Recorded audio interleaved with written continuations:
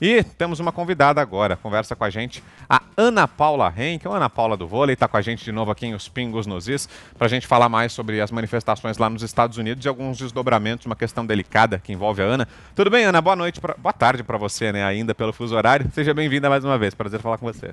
Boa tarde, gente. É um prazer sempre estar aqui com vocês.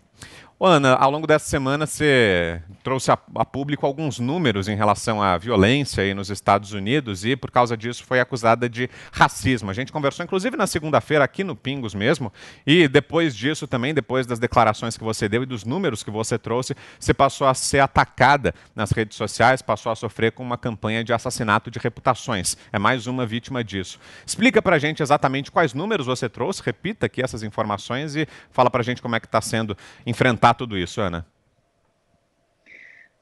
Bom, eu acho que eu posso voltar 3 anos, quando eu comecei a defender as mulheres e o sagrado espaço das mulheres no esporte feminino, trazendo isso em relação às políticas de transexuais no esporte, e que eu trouxe muitos dados biológicos, da biologia humana, científicos e das políticas antidoping. A mesma coisa aconteceu, Vitor. Eu fui atacada e xingada durante muito, muito tempo. Nunca atacam os argumentos, mas o mensageiro.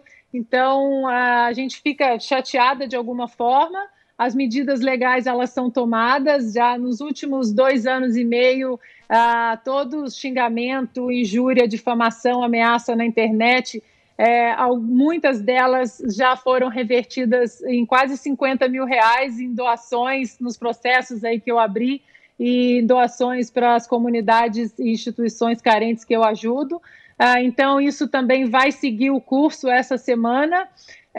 Então, assim, a gente está acostumada, a gente sabe que existe um ataque orquestrado, mas é lógico que a gente fica chateado, ainda mais quando a gente traz dados que são totalmente fundamentados, são dados de relatórios do Departamento de Justiça dos Estados Unidos. O curioso, Vitor, é que esse tweet meu, que foi maliciosamente pensado numa conversa longa, onde eu colocava outros dados ali, essa mesma informação eu dei aqui nos Pingos alguns dias atrás, e também eu coloquei alguns dias no meu Instagram.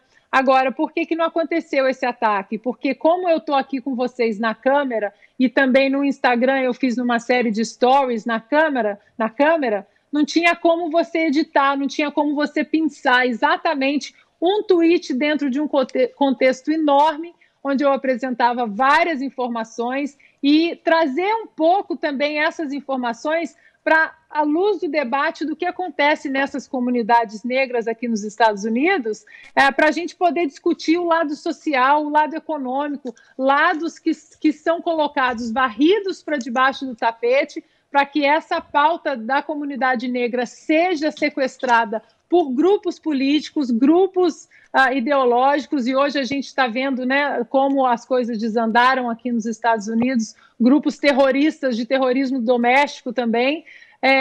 Então, a gente segue colocando, fazendo o nosso trabalho, nosso jornalismo, e os dados que eu coloquei ali, Vitor, foram que os negros, eles são 13% da população dos Estados Unidos, e eles detêm 62% dos casos de roubo e 56% dos casos de assassinatos. Ou seja, é uma população de 13% com alto índice de criminalidade. E o assunto ali na thread, né, ali no Twitter, era exatamente esse: o porquê de uma população de 13% de um país tem altos índices de criminalidade. Tem que se olhar o lado social, o lado econômico, o lado cultural, o lado humano. Essas comunidades estão sendo deixadas de lado exatamente por políticos do Partido Democrata, principalmente, que são os que se dizem, se intitulam os cuidadores dessas minorias, né? E a gente não está conseguindo trazer o número certo desses pontos econômicos, socioeconômicos, porque a pauta foi totalmente sequestrada para o campo ideológico. E dentro dessa thread também, Vitor, eu coloquei um dado interessante, e tem, antes desse dado, desse tweet que foi pensado de uma maneira muito maliciosa, Tem um tweet meu que diz exatamente o seguinte: o racismo, ele existe sim. O que nós temos que questionar é o racismo sistêmico que a narrativa está tentando empurrar, que ele acontece de uma maneira sistemática dentro das corporações policiais. Porque esse mesmo relatório, o Vitor, do Departamento de Justiça americano, ele mostra que em 2019, em 10 milhões de operações policiais, 1.042 pessoas que estavam desarmadas perderam suas vidas em confrontos com a polícia. Dessas 1.042 pessoas desarmadas que perderam suas vidas nesses confrontos, são 9 negros. 9 negros, 19 brancos e até mais 48 policiais. Então, a gente precisa discutir o racismo, sim. O racismo ele existe aqui nos Estados Unidos, como eu falei na última participação aqui nos Pingos. Os Estados Unidos ele é chamado melting pot, mas as comunidades elas não se misturam muito como nós nos misturamos no Brasil. Elas ficam muito isoladas dentro das suas bolhas. Então, existe o racismo, sim. O que eu coloquei em xeque foi o racismo sistêmico dentro das corporações policiais, sendo que no ano passado, em 10 milhões de operações policiais, 9 negros morreram. E desses 9 negros, 2 policiais foram indiciados. Zé Maria. É interessante, Ana, que os Estados Unidos mantêm dados atualizados e isto é muito importante exatamente para estabelecer políticas públicas, né? Correções, então é preciso dados. E há uma carência aqui endêmica no Brasil de dados. Em todos os lados, a gente não tem com clareza quantas operações policiais ocorreram, quem morreu e de que forma foi. Não há como fluir essa informação. Os dados me parecem assim até argumentos dos partidos de esquerda, exatamente para dizer que a população negra é excluída do processo, e é mesmo a gente vê no Brasil que, segundo dados aí, nós somos 62% de população negra no Brasil, 62%. Nos Estados Unidos já não é assim. Eu fiquei sabendo, inclusive, eu quero inclusive você se confirme, né, que a primeira minoria nos Estados Unidos agora é de latinos, né? É a grande minoria nos Estados Unidos e que talvez os novos discriminados nos Estados Unidos. Então, esses dados são levados em conta para políticas públicas, não? Deveriam, né, Zé Maria? Deveriam, mas não são. Eles são, na verdade, usados para tentar assassinar reputações de quem quer trazer um pouco de luz para o debate intelectualmente honesto, que quer focar exatamente nas reais soluções, nos reais problemas. Tem outro dado também, Zé, que você estava falando, que você comentou aí de latino, dentro desse relatório do Departamento de Justiça dos Estados Unidos, e aí é que a gente fala que se a gente não for na raiz do problema, não adianta ir para a rua gritar racismo contra os policiais, sendo que outros problemas socioeconômicos e culturais muito mais graves estão acontecendo nessas comunidades. Olha só, Zé, dentro desse relatório tem um índice perturbador de suicídios. O número de suicídios entre negros nessas comunidades, ele é 8 vezes maior do que de brancos e latinos juntos, combinados. E aí a gente, né, pode abrir aqui uma discussão, e era exatamente essa discussão que eu tentei abrir ali no Twitter, como a gente tem que olhar para o lado social, como que oportunidades econômicas não estão chegando nessas comunidades e por que esse índice de criminalidade ele é tão alto nessas comunidades. Então, a gente tem que tentar... Mas a gente é resiliente, né, Zé? A gente é mineiro, a gente é resiliente, a gente continua firme, tentando trazer o máximo de informação útil, preciosa e que seja de ajuda exatamente nas políticas, para ajudar as políticas públicas. Ana Paula Henkel aqui com a gente em Os Pingos nos Is. Guilherme Fiuza. Fala, Fiuza.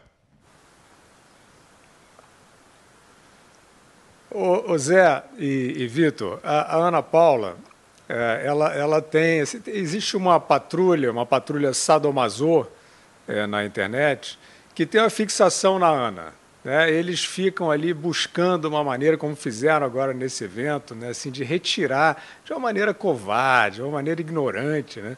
Retirar um aspecto de um argumento amplamente favorável ao socorro aos negros, né? Para tentar acusar a Ana de racista, mas isso, assim, eles gostam de dizer para a Ana umas coisas assim do tipo. Eu sei porque acompanho a Ana na internet há muito tempo, como acho que, né, o Brasil todo e fora do Brasil também. Eles gostam de dizer assim para a Ana, vai jogar vôlei. Né? Eles gostam de falar esse tipo de coisa para a Ana, porque a Ana, como todos nós sabemos, né, é uma campeã olímpica e mundial. Então, eles gostam de dizer isso. E a gente tem que dizer para essas pessoas que a Ana não tem medo delas, né? Tá claro isso.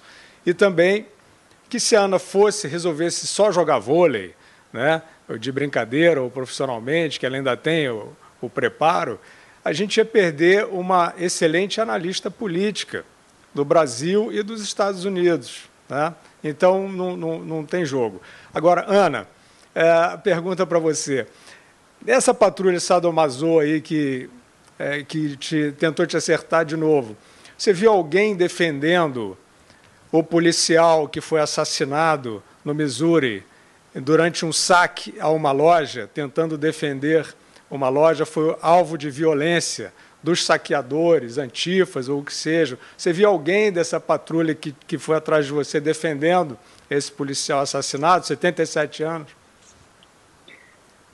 Não, Fiuza, e aí cabe a gente exatamente com esses dados e boas informações, né, expor a hipocrisia dessa gente, porque esse policial negro, muito querido na comunidade dele, que estava fazendo a segurança de uma loja, foi assassinado por esses terroristas domésticos aí, e a gente não viu a mesma comoção. E o engraçado é que esse tweet que pegaram, que pinçaram de uma conversa longa minha, e que hoje os detratores me chamam de racista, querem que isso aconteça, mas não vai acontecer. Esse tweet, Fiuza, ele vem exatamente de um vídeo de uma mulher negra que eu postei e que ela é absolutamente maravilhosa, corajosa, intelectualmente honesta, e ela gritando ali dentro das manifestações. Por que o Black Lives Matter não está todo dia nessas comunidades onde 90% dos negros são assassinados por outros negros? E o vídeo vem exatamente disso, de eu enaltecendo a coragem dessa mulher negra. E essa semana a gente viu muitos vídeos aqui, né, Fiuza, de mães, de avós chorando nas suas casas completamente queimadas, nos seus estabelecimentos completamente saqueados. E aí a gente vê que se uma pessoa branca quer trazer dados exatamente preocupados com os reais problemas das comunidades negras nos Estados Unidos, é racista. Mas eu já vi também, Fiuza, quando negros trazem esses dados, aí eles não têm consciência de classe, eles são capitães do mato, eles são outros nomes horrorosos aí que colocam nessas pessoas, que não se amarram na ideologia de vitimismo, né, como o nosso mestre Thomas Sowell, aconselho todo mundo a ler e a ouvir, um dos maiores pensadores contemporâneos que está da história, que ele fala exatamente isso. Ele fala que o racismo, ele na verdade, ele não está morto, que ele respira por aparelhos e que esses aparelhos eles são mantidos por políticos, por grupos ideológicos e pelas pessoas que têm a necessidade de chamarem as outras de racistas. Ana, deixa eu mudar um pouco de assunto, perguntar para você, aproveitar a sua presença aqui para te perguntar da situação aí nos Estados Unidos em relação ao coronavírus. Como é que estão as coisas? Medidas de restrição ainda são adotadas? Já se fala em flexibilização? Hoje, inclusive, tem uma fala do presidente americano Donald Trump que foi pensada, tem sido muito compartilhada aí nas redes sociais, do Trump dizendo que se tivesse adotado as mesmas providências que o Brasil adotou, a situação por aí estaria muito pior. Foi isso mesmo que ele disse ou, assim como você, ele teve uma fala tirada de contexto? Qual que é o quadro por aí, Ana? Bom, eu não vi, confesso que eu não vi essa fala do presidente, mas o quadro aqui agora, como a gente entrou na primavera e agora o clima também está ajudando muito, né? Eu acho que talvez por isso que o Brasil esteja entrando numa fase um pouco complicada e entrando no inverno, mas aqui a vida já começa a ser retomada na sua normalidade e dentro das novas normas, né? Do novo normal sanitário, de distanciamento social, de todo mundo de máscaras, mas os restaurantes que abriram recentemente aqui em Los Angeles, por incrível que pareça, eles tiveram sua capacidade máxima preenchida. Claro que agora existe a capacidade máxima diminuiu, porque as mesas agora elas têm que respeitar um certo distanciamento. A boa notícia de hoje aqui, Vitor, foi a retomada da economia, né? 3 milhões de empregos foram criados nessas últimas semanas e a Bolsa respondeu muito bem, vem respondendo muito bem ao pacote que o Congresso americano passou de ajuda a as microempresas, aquelas que quase abriram falência, e hoje a Bolsa deu um salto de 3,8, se eu não me engano, fechou, e parece que a economia ela vai sair dessa pandemia do coronavírus numa batida bem forte, num crescimento bem estável. Zé Maria, sua pergunta, Zé. É a grande preocupação, né? Depois da pandemia é sobre a economia.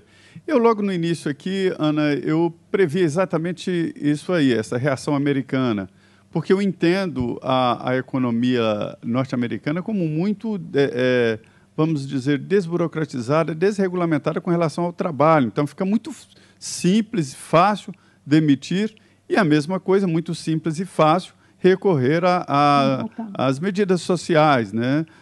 Os trabalhadores pedirem medidas sociais. E isso fez com que a coisa inflasse de uma hora para outra, acho que 20 milhões, não me lembro exatamente o número, de americanos pedindo aí ajuda social. E eu dizia, olha, a economia, por ser desregulamentada, a facilidade de contratar e demitir nos Estados Unidos é muito forte. É mais ou menos isso. Aqui no Brasil não é tão simples. Demitir e contratar, a pessoa tem que pensar 10 vezes. É mais ou menos isso mesmo que eu estou pensando?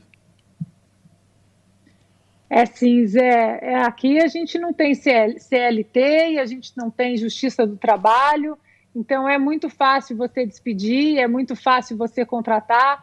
Eu me lembro que logo que eu formei em arquitetura e abri o meu negócio, o meu primeiro contrato, eu levei o contrato para minha cliente e voltei, ela assinou, eu voltei em casa e cheguei em casa e eu ainda não tinha totalmente a noção de como funcionava todo o aparato jurídico aqui nos Estados Unidos, estava aqui há pouco tempo. Cheguei em casa e perguntei para o meu marido onde que eu autentico as nossas assinaturas do contrato de serviço que eu vou prestar para ela. E ele me olhou e falou: autenticar o quê? Eu falei: autenticar a assinatura aqui. Ele falou: não tem isso. Se você assinou, ela assinou, o contrato já é válido. E depois eu percebi que é assim em contratação e também se a pessoa não tem um desempenho técnico ou desempenho ali esperado do estabelecimento, ela é despedida e outra já é colocada no seu lugar de uma maneira muito rápida. Isso força, Zé, com que as pessoas elas tenham um comprometimento com a qualidade do atendimento. Então, você chega ali, em todos os estabelecimentos, você sempre é muito bem atendido, porque essa peça humana, se ela não provê exatamente da qualidade esperada e que ela foi contratada, ela é trocada de uma maneira muito rápida. Para fechar, Guilherme Fiuza, sua pergunta, Fiuza. Pois é, Vitor, eu vou só fazer um rápido comentário, então, sobre essa notícia do Trump que você trouxe. Claro. De fato, o Trump parece ter declarado ali em alguns lugares que se o Brasil, se os Estados Unidos tivessem seguido a receita do Brasil, teriam tido um quadro muito pior de coronavírus. Então, assim, é uma declaração do Trump preocupado com a eleição, que acontece? Vou passar, aí vou fazer a pergunta para a Ana, mas só fazendo essa consideração rápida. Vem a eleição esse ano para o Trump. Os Estados Unidos, o Trump queria um chamado isolamento vertical, né? Dizia no início, aquela proteção aos grupos de risco, circulação restrita, etc., e ele perdeu, porque foi a decisão, né, principalmente dos governadores. A Ana pode explicar um pouco melhor como funciona a federação. Então, ele está numa situação hoje que é a seguinte: ele não pode perder o apoio dos seus pelo país ter seguido uma situação predominantemente de confinamento. Então, ele está meio tentando dizer que, na minha interpretação, a Ana pode dizer melhor, que o caminho da quarentena era necessário, porque se vai vir uma análise depois, eu tenho dito aqui, o Augusto estava falando ontem também, vai sobrevir uma análise sobre isso que nós estamos passando, sobre meses em casa. Isso não vai ficar assim, resolveu, se não fosse todo mundo em casa, a humanidade toda estaria morta. Isso não vai ficar assim, isso vai ser depurado. E eu acho que o Trump está preocupado pelo fato de ter tido que ceder. Agora, só uma consideração antes de fazer pergunta para a Ana. Os dados que o Trump usa para isso estão errados. Ele tá, nesse aspecto, ele está mal informado, porque o Brasil tem menos mortos por milhão do que os Estados Unidos. O quadro dos Estados Unidos é pior do que o quadro brasileiro. Então, o erro, assim, digamos que de 100%. E depois ele diz que o Brasil e a Suécia seguiram a mesma receita. Também não é fato. A Suécia não fez lockdown, e o Brasil fez lockdown. Quer dizer, os pontos de São Paulo, Rio de Janeiro, os lugares mais afetados, no Norte e Nordeste, tiveram confinamento. Então, eu acho que foi uma declaração do Trump, e aí eu passo a pergunta para a Ana. Você acha, Ana, que foi uma declaração do Trump preocupada? Eu sei que você não acompanhou, mas, a partir disso, preocupado com a questão da eleição desse ano e como vai reagir a base dele em relação ao fato de que o país foi majoritariamente fechado? Fiuza, o país foi, né, como você muito bem explicou aí, aqui nos Estados Unidos o federalismo ele impera exatamente no seu DNA. Então, aqui nos Estados Unidos o presidente ele manda muito menos do que as pessoas imaginam. Quem manda mais aqui são os governadores, são os seus prefeitos. Cada estado, por exemplo, tem a sua Câmara, tem o seu Senado e tem a sua própria Suprema Corte. Então, em relação à pandemia, o Trump teve que engolir ali o orgulho e colocar exatamente para os governadores, como manda a Constituição, as diretrizes aí das decisões de cada estado. O que foi muito questionado aqui, Fiuza, é que em alguns estados onde a pandemia teve picos muito grandes, como a Califórnia, como Nova York, e a gente teve lockdown praticamente completo, né? Aqui na Califórnia, inclusive, o governador daqui começou 2 semanas antes do lockdown nacional, e isso pode ser que tenha ajudado. Esse mesmo lockdown ele foi seguido em estados onde tinha uma capacidade, onde os infectados eram de 300, de 200, né? Montana, o número de mortes estava na casa dos 40 depois de 2 meses. Então, esse questionamento foi exatamente o que o Trump tentava fazer ali, né? Como eu mencionei, o presidente nessas horas manda muito menos do que as pessoas imaginam. Ele trazia para a luz do debate exatamente isso. Por que eu entendo que Nova York está num lockdown, mas por que Montana está no mesmo lockdown com um número muito menor de infectados e de mortes?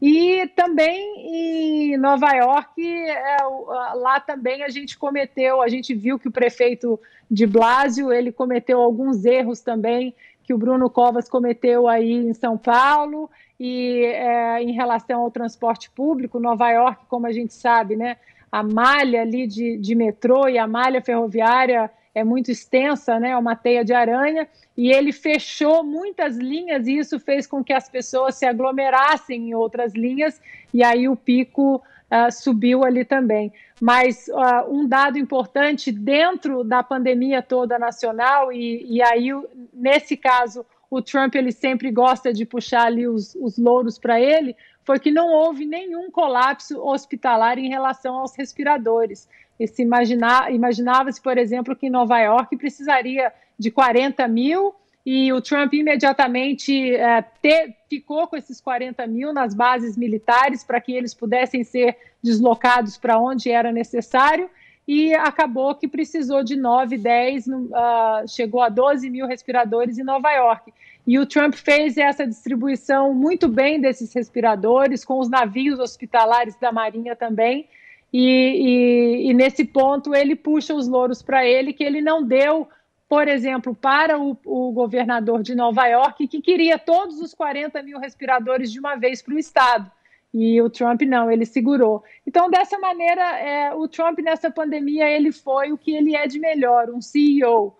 Né? Ele conseguiu gerenciar muita coisa, principalmente no lado econômico. Recentemente saiu uma pesquisa na pesquisa Gallup, para quem quer saber a fonte, é a pesquisa Gallup, de como os americanos viam a confiança no Trump ou no Biden em relação à retomada da economia do país. E o Trump, ele teve aí um número, ele estava 12 pontos acima do Biden em relação à confiança dos americanos na retomada da economia. Ok, aí a Ana Paula Henkel com a gente aqui em Os Pingos nos Is. Obrigado, viu, Ana? Sempre um prazer a sua participação. Bom final de semana por aí, um abração. Para vocês também, bom descanso. Valeu, obrigado.